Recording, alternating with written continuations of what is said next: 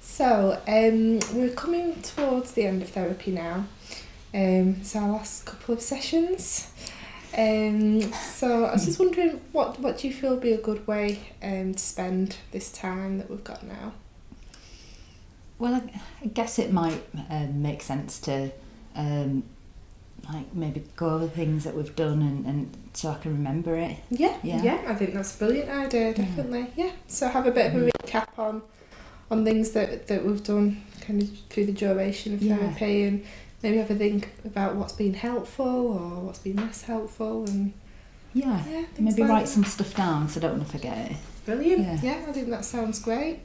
So it might be a good way to recap might be to start with thinking what was the original kind of difficulties that you had? What brought you to therapy to start with? Can you remember what the things were that first brought you here? Well, I kind of wanted help with my confidence and my self-esteem, really. And I was also feeling pretty down and I guess quite anxious as well in around people. Yeah. So it's help with confidence and self-esteem. And what was the second? And I wanted to feel less down and less anxious as well. Yeah. So so kind of to reduce your anxiety. Yeah.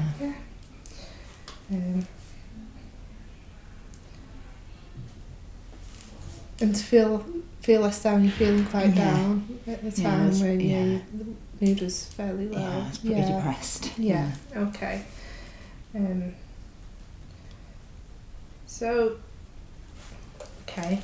So you wanted help with your confidence and your self-esteem. You wanted to try and feel a bit better about yourself. Wanted to feel less anxious around other people, and wanted to improve your mood. Yeah, those are the main things. And then we talked about that at the beginning, didn't we? And kind of set a few goals, didn't we, for therapy around those areas. So I know one was to improve your mood. That was one of the goals, wasn't it?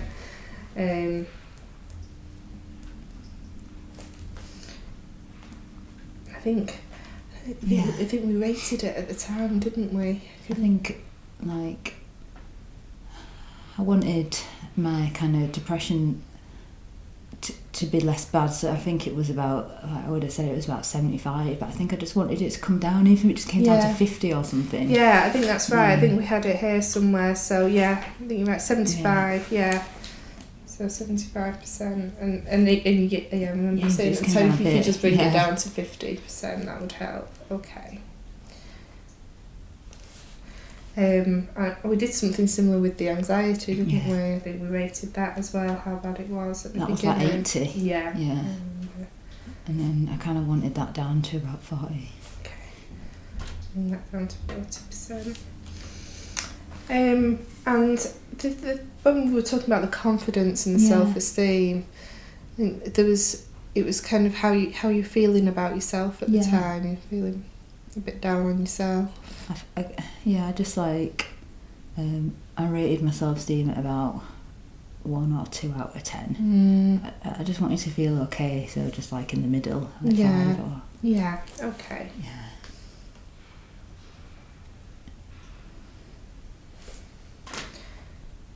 And so you wanted it to be about 5. Okay. So how do you feel you've progressed towards these goals? If we're looking at kind of these goals that you had at the beginning, should we look at each in turn and sure, see where maybe things are a lot better, thank you. You've done the work. So I think I do feel different about myself now. That's brilliant. I feel like I know myself a bit better and like just feel that I can be myself more with people and I can I don't have to isolate myself so much. I don't have to pretend to be someone else when I'm with people so much. Okay. Brilliant. They're all great things. So we can write those down. So not isolating. Yourself. So my mood's got a bit better as a result because you can be yourself a little bit more. Yeah, not have to just drink so much and be so loud and just to make people like me.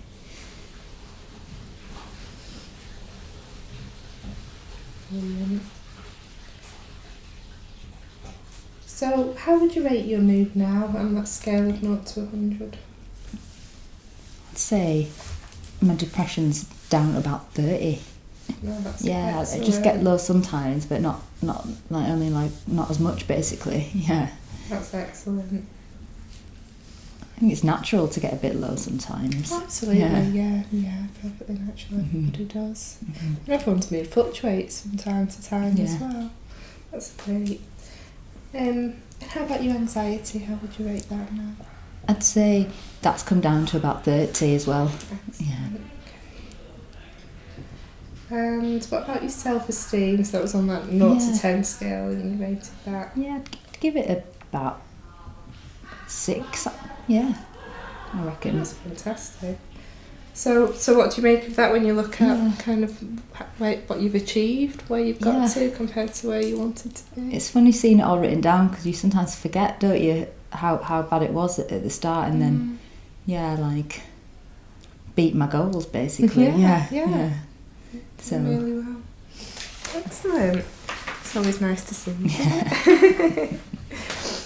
Okay, so if wanted to recap a bit and kind of summarise what we've done, it might be good to kind of write down or draw kind of how you understand the problems developing. Do you feel like you'd be able to do that, or would you prefer me to write it and you to tell me?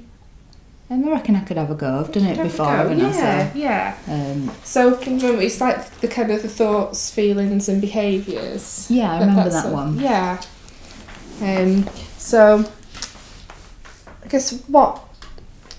Should I do it in sort of like a circle? Yeah, you could do that. Thoughts, feelings and behaviours.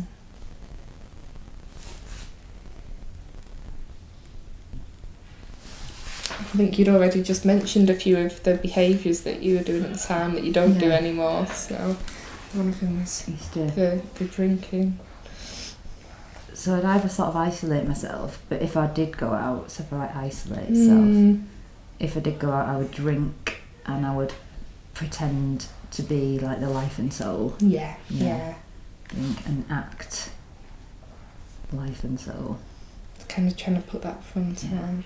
I just feel like if I was just myself that people wouldn't like me. Yeah. So that was one of the things you did. And then the other side of that was you'd isolate yourself a lot. And what was one of the things that you were doing a lot of when you were isolating yourself as well? I just like worry and just think a lot about what people were saying about me and stuff like that. And spending a lot of time. So I'd worry a lot. And then sometimes the voices would kick in as well. Yeah. Where do I put the voices again? So we could put the voices at the top there. So that's like the event, I guess, or what happens. Okay. I know I used to like smoke a lot of weed when I was on my own as well. Because I thought it would calm down my anxiety, but sometimes it helped, but sometimes it just made me more paranoid. Yeah, so it sounded like it was helpful in some ways that it was reducing your anxiety at the time, but then it was making you a little bit more suspicious about things as well. And since I've cut down, I do feel a bit better. Yeah. That's great. So you'd hear the voices, and then what sort of thoughts would you have when you heard those? Because they were usually quite critical. Because there was the voice where I was just slagging me off and saying that I looked ugly and I just and that no one liked me and things like that, and I just believed them. I just thought it's true because it's what my ex used to say to me. Yeah. So how do I write that? Like it's true. It's true. Yeah. That was one of the thoughts you had at the time. The voices are true. Yeah. I am ugly. Yeah. Yeah. I thought no one likes me. And how would that make you feel, having those thoughts? Just made me feel really alone and depressed, really. Yeah. And depressed. And then when I used to go into social situations, I used to be really like paranoid as well, that they were thinking those things about me and thinking that I looked ugly and stuff like that. I felt quite paranoid.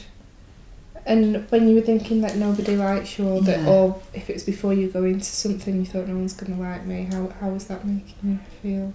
It's quite anxious. Yeah, that's another big one, isn't it? Okay.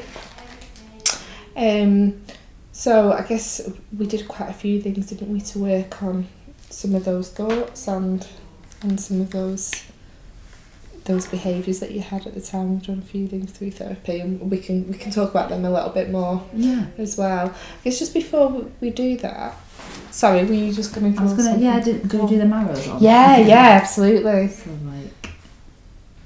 and then the thoughts are connected to the feelings, aren't they? Right, yep. And then when I do some of these things, it sort of makes you worry and think more negative thoughts, and when I pretend to be somebody else, I never get to find out that actually maybe people do like me for who I am. Yeah, spot on. Yeah, absolutely. So, and then we had some of these things, and especially when you just talked about it then, when you were smoking more weed, it was kind of making you a bit more suspicious of other people, and making this belief kind of. I think we'd sometimes did an arrow from the weed to the voice as well, didn't we? Yeah, because that was on the voices occasionally. Yeah. Well remembered. Brilliant. And what's your understanding now of maybe how some of these difficulties developed, how they started? I started to hear the voices after my ex-boyfriend dumped me, basically, and it wasn't really even nice when we were together, so he would always be like telling me that I looked ugly and that no one else would want me, and I just believed him. Yeah. So should I write that down? Yeah, you can write it there. Ex sort of like criticised me and sort of dumped me. Yeah. And that was quite a stressful time, wasn't it, in your life when that happened? Just don't think I've ever felt so low, to be honest. Just felt completely worthless. And that's when the kind of the critical voices started at that time. Yeah. And we also talked a lot about your ex-boyfriend being quite critical, but also how that had happened a lot to you previously in your life as well, and the bullying at school, and then also in the workplace, and it was kind of a common thing that happened a lot in your life. I just felt, because I'd been bullied so much, I thought it must be something about me, I must attract it. I just thought, so I was sort of bullied at work, and then also at school before then, and then my parents were critical, and they were never like affectionate, you know, so they never sort of like said anything nice to you or praise or hugged you even, really. So you sort of had to put on an act all the time and hide your feelings. Yeah, and you talked a lot about that, how you're always trying to kind of please them, and kind of striving a lot to do that. Yeah. So sort of like tough parents, really. Yeah. Can't spell tough. So there was quite a lot happening earlier in life and growing up, and then in your relationships as well, that probably led to some of those beliefs about yourself. So I think we thought it was kind of unsurprising that when the voices started, you kind of interpreted them in that way and really believed what they were saying, because you kind of held some of those beliefs about yourself. Brilliant. Okay, so we've done a little bit of thinking about some of those beliefs about yourself, haven't we? And also about perhaps changing some of these behaviours through the time we've had together. So thinking about all the things we've done, What have you learned in therapy that's been helpful, do you think? What's all out there? I've learned that I don't need to drink so much in sort of situations, and it's okay to not be life and soul. How do I write that? I guess drinking's not helpful. And I've learned not to do that too much anyway. Yeah. Drinking much more in moderation now. Yeah, too much is not needed. Mm-hmm.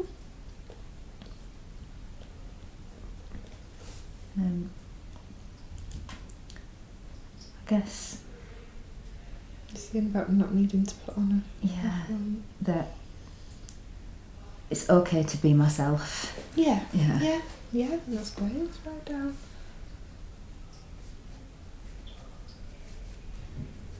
Not have to put on an act. Yeah. Not have to please everybody. It's okay to say no. It's okay. And what have you found when you've done that? When you've gone out and you've not put on an act, or you've said no to somebody, what have you found? Well, I was really anxious about it because I don't know. It was weird when I didn't really know I did this consciously, but I actually thought that people were just gonna get really angry with me or properly just cut me off or something. But actually, it's fine. Yeah. It was fine. Yeah. It was hard to do, but it was fine. Nothing bad happened. So quite anxiety provoking to do because it's something you've always avoided doing, I guess. Yeah. Isn't it? But found out it's all right. It's all right. Yeah, it's all right to ask for things I want and be myself, and that's great. And so how do you think do you feel like you do think differently now than you did? Yeah, because I was thinking some of those thoughts there that that I know that their voices aren't necessarily true because I know that where they've come from now.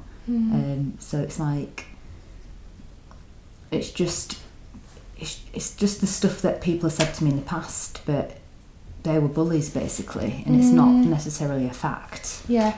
So I kind of I don't believe the voices anymore. Yeah. I don't believe the voices. And so even though they're still there, you can just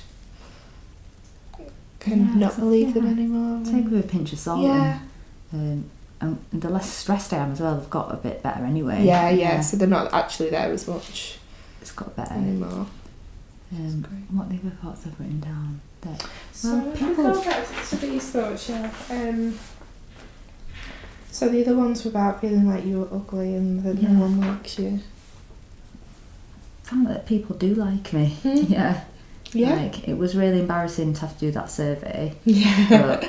But people said really nice things about me and told me what they thought my nice qualities are and stuff. So so that's a really good one to do. So people do like me. And the other one was the thinking that I am ugly. I just know that I look normal. Yeah. I know I'm not like stunning or anything, but I know I'm not like horrible. Yeah. Which is what I thought I was. Yeah. I just look like everybody else, nothing to worry about really. Yeah.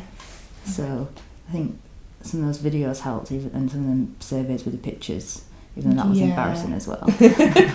I look okay. Made you do lots of embarrassing things. Sounds like it's been helpful. I look okay. Okay. That's brilliant.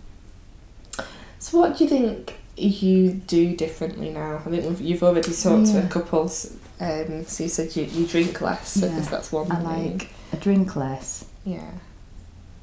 I smoke less weed. I do occasionally, but I try not to do it too much. I know I should stop it altogether, but reduction is a good thing at least. Absolutely. I know how to control worry now. I know how to let go of that, so I worry less. Yeah. And isolating yourself was the other one. I kind of like, I feel like I can,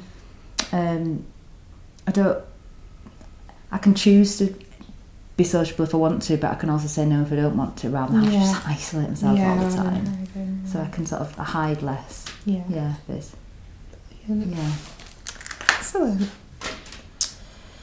So, how do you think you can carry on maintaining this? You know, you made absolutely brilliant progress through therapy. Just looking back at your goals and where you've got to already in such a relatively short space of time, really, in the kind of 9 months. How long has it been?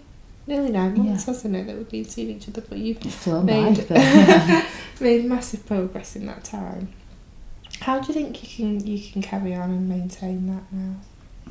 I guess I've probably got to carry on some of the things that I do differently. So I need to sort of, I have that anxious urge to sort of retreat and pretend, but I just sort of need to remind myself that it's okay to be myself and it's okay to say no. It's like it's a conscious thing. Sometimes I might slip back, but I've just got to remind myself. So keep saying no. Keep saying if I want to. Yeah, you don't say no to everything. keep being myself. And then I've got to remember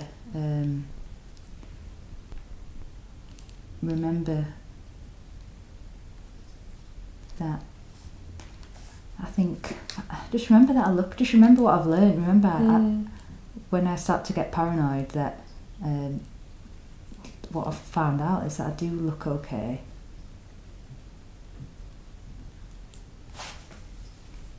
And just because I feel paranoid doesn't mean that it's true, or just because I hear voices doesn't mean that it's true. I've just got to remember that sometimes and just remind myself this new stuff I learned. So I look okay. And could you perhaps... I'm okay. I was wondering, are there any of the techniques we've used in therapy that you may be able to use yourself, that you think has been helpful? I liked that when we looked at alternatives, because I get paranoid when somebody, like, I don't know, like if they don't reply to a text or something, or somebody sort of just, I feel like I think they've looked at me a bit funny. Yeah. And then I find it really helpful to write down all the alternatives. Yeah. And we did like that pie chart, didn't we? Yeah. So is that something you feel able to do on your own? Yeah, I reckon I could do that. Brilliant. Yeah, that's good, because it helps me think of other reasons why people do those things. Yeah. So write down alternatives when I start worrying about social situations when I get home. Write down alternatives. Oh yeah, and the other thing, sometimes I just need to do that worry postponement thing, or that, what do you call it, detached mindfulness thing. Yeah. So where I don't have to worry, I can choose not to worry. So just kind of letting the thoughts be there without having to engage with them. Yeah, that detached mindfulness, that was really good. Yeah. Yeah, you practice that quite a lot. It seems to be really helpful doing that. So yeah, absolutely. And you've got everything together in a folder where I've got that folder you gave me. Yeah. So you've got somewhere where you can go back to look at things if you forget. Yeah. Yeah, that's excellent. Okay. Oh, that's a good idea. Yeah, look at folder. I'll write that down. Yeah. Maybe I need to regularly. I could even set aside a regular time where I kind of revise it every so often. I don't know. Maybe review it in once a month, or I don't know. I think, or maybe because I'm gonna have a bit of a gap now. I'm not going to be seeing you, so I could even look at it then. Next few weeks when we end, I could look at it at that time. Yeah, kind of in your hours slot when we'd normally meet. Spend that time having a look at it. And I was also just thinking, you kind of remembering certain things about kind of the more positive things about yourself. I know one of the things we did was where you kept a bit of a log, a diary of noticing your positive things. Yeah. And I think I don't think you've been doing it as much recently, have you? But it was something you did. Yeah. Previously, is that something that you could kind of look over or carry on doing if it gets to times where you're feeling a little worse about yourself, if that That is, I will look at that one. I'll just jot that down, the positive log, because I've started keeping like all the, you know, when people send you nice birthday cards, things like that. I've started keeping all them in one place as well, and with that log. That's excellent. And when I do feel down, it really works if I have a look at it when I'm down. So I remember to go back and keep collecting things in that kind of have a box or something. That's great. I think it's a fantastic idea. Okay. I think you've already answered my next question. How you carry it on by yourself, because it's sort of doing all those things. It's funny, isn't it? It's just reminding yourself to do it. Yeah. Because sometimes you just get sucked into just like slipping into worrying, and it's just knowing that if I do this, it will make me feel better. So it's just sort of like reminding myself that I know ways to make myself feel better if I just get my pen out and do the alternatives, or if I, so I've just got to practice it, basically. Just practice. And I think what you've said is that kind of setting that time aside to be able to look back over things. Sounds good. I don't know if you get any other ideas. So I can set time aside.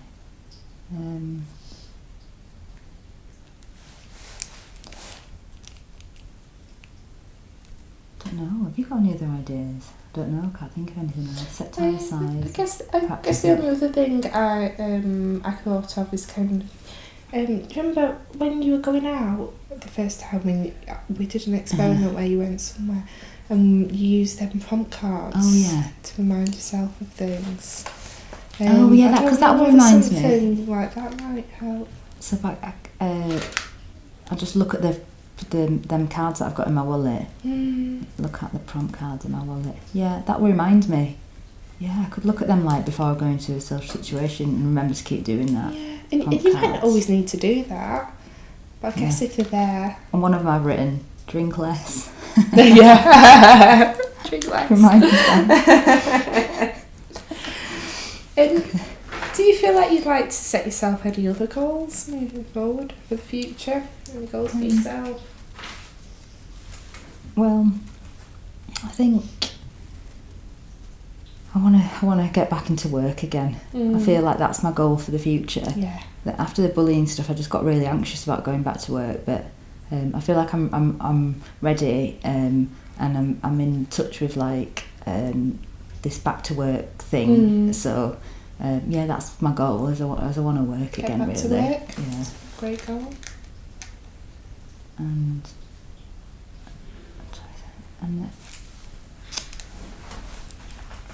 I want to do more social things that, like, I've always wanted to take up dancing, and I feel like I reckon I could be confident in doing that. So that's maybe something I'd like to do in the future. Take up a dance class.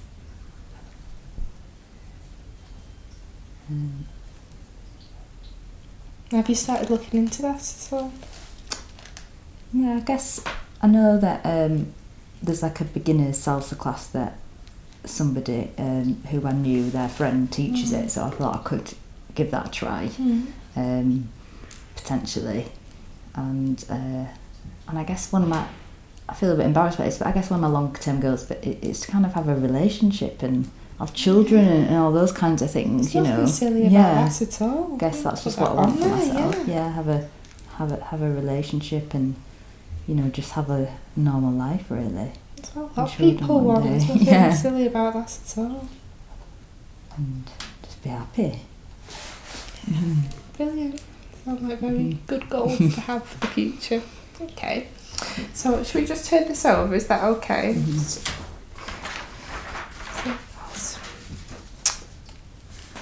So, what do you think might be difficult for you in the future? Is there anything that you can foresee that may happen that may make things difficult again?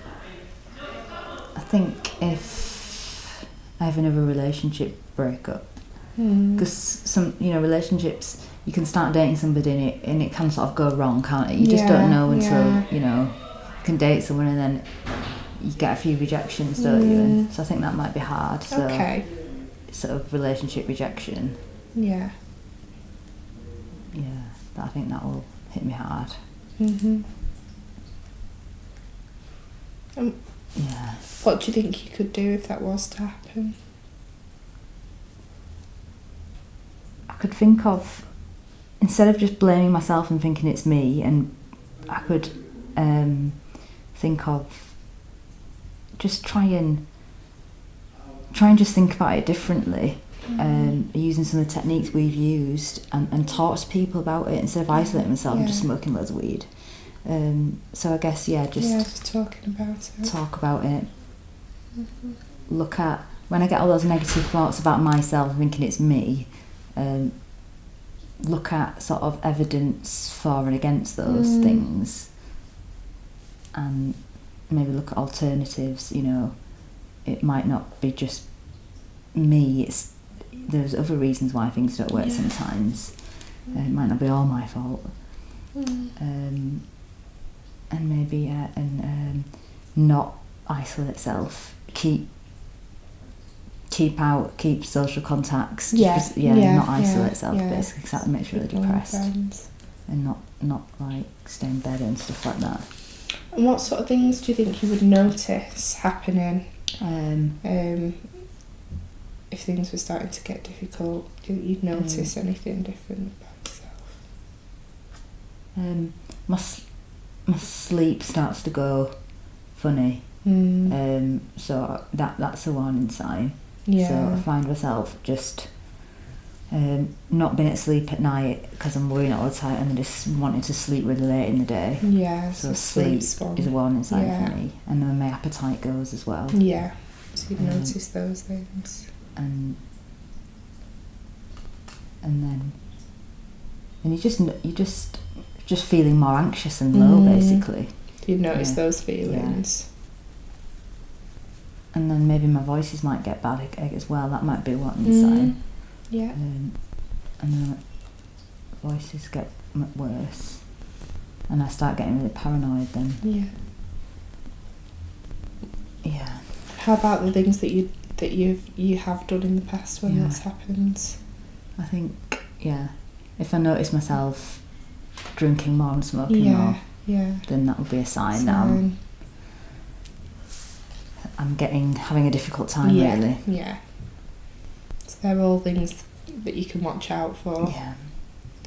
Just to be aware of, I guess, and then you know what you can do if you're noticing any of these things. It's like a little light bulb, isn't it, that makes you think, right, okay, I need to do some of those things that make you feel better. It's just and you've got them all written down there, what you can do, which is fantastic.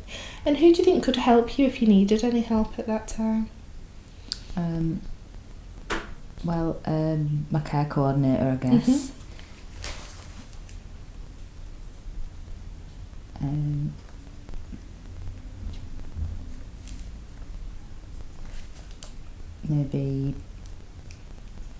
Maybe one of my friends, because I'm learning to ask for help more now. It makes me feel a little bit anxious, the idea of asking my friends for help, but I reckon I've been learning to do it. My friend Amy.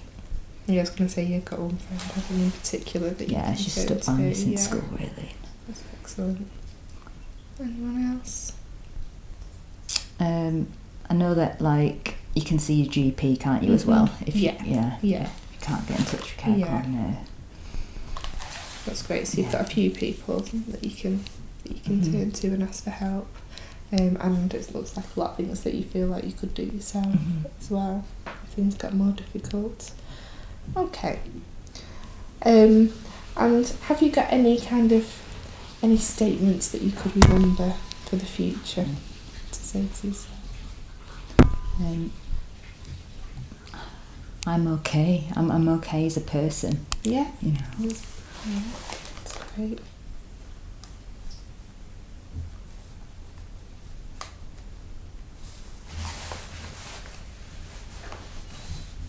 Anything else?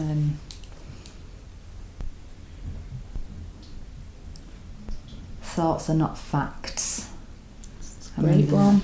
It's a really good one.